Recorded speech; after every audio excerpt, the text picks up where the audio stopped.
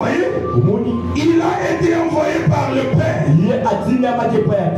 Va voir tes frères. C'est pour accomplir Jean chapitre 1 verset 11. Elle est venue chez les siens. Yosef était la parole manifestée de Jacob. Est-ce que tu m'entends? Yosef, il est la manifestation de la parole prononcée par Jacob. Cette parole a été envoyée à Sichem.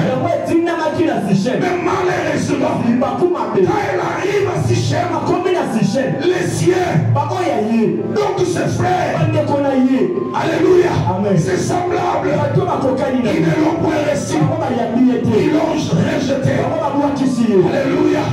Mais verset 12 dit, à tous ceux qui l'ont reçu, à ceux qui croient à son nom, il les a donné le pouvoir de devenir l'enfant de Dieu. Il est venu chez les cieux. Les cieux l'ont abandonné. Alléluia. Pareil au parabole de Marc chapitre 12. De l'histoire du vigneron. Quand les vignerons ont vu l'héritier de la vie, ils se sont dit, tuons-les afin de prendre son héritage.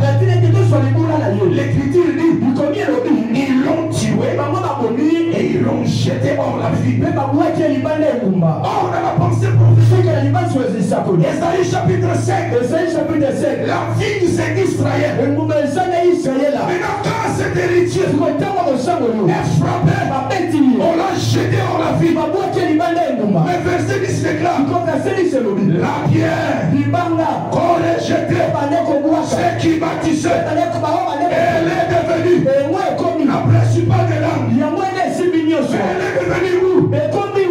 L'Ibana à Israël. C'est en Égypte. Alléluia. La pierre que le fils de Jacob ont rejeté, c'était la pierre de l'angle. C'était lui le prince. Mais ils l'ont jeté. Mais il est devenu la principale de l'angle. Mais où est-ce qu'il est devenu le principal?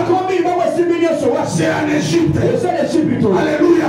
Quand il arrive là-bas, il devait la tête. Amen. En Égypte, il est la tête. Donc en Égypte, Yosef a Moutou. Alléluia. En Égypte, Joseph est la tête du corps de l'Église. Colossiens 1:18. Il est la tête du corps de l'Église. Alléluia. Parce que Égypte, c'est l'Église des nations. Yosef abandonné, chassé, mais il devait grand Égypte. Mais la Bible déclare dans Jean chapitre 1 verset 12 à 13. À tous qui l'ont reçu. Alléluia. Donc aux Égyptiens qui l'ont reçu, il les a donné le pouvoir de devenir aussi enfants. L'écriture dit, lesquels ne sont nés ni de la volonté du sang, ni de la volonté de la chair, ni de la volonté de l'homme. Donc tel que tu es là, tu n'es pas le fruit d'hasard. Tu es sur la terre par la volonté parfaite de Dieu. Je vais dire à une personne,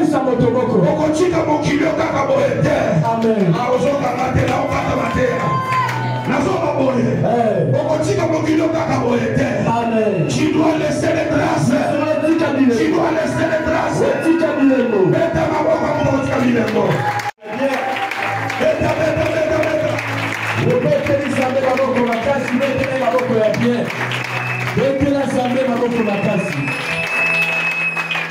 Quand la Bible dit, ils ne sont pas nés de la volonté de l'homme,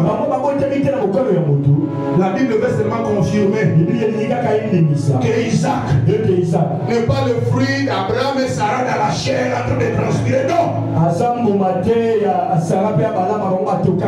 Il est le fruit de la parole. La Bible déclare cette même époque, l'année prochaine, je reviendrai et ta femme Sarah aura un enfant.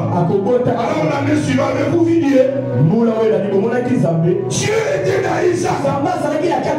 Isaac est le fruit de la parole prononcée. Alléluia. Ce n'est pas le fruit de la chair. Non, c'est le fruit de la parole. Parce que celle-ci, elle est une sémence. 1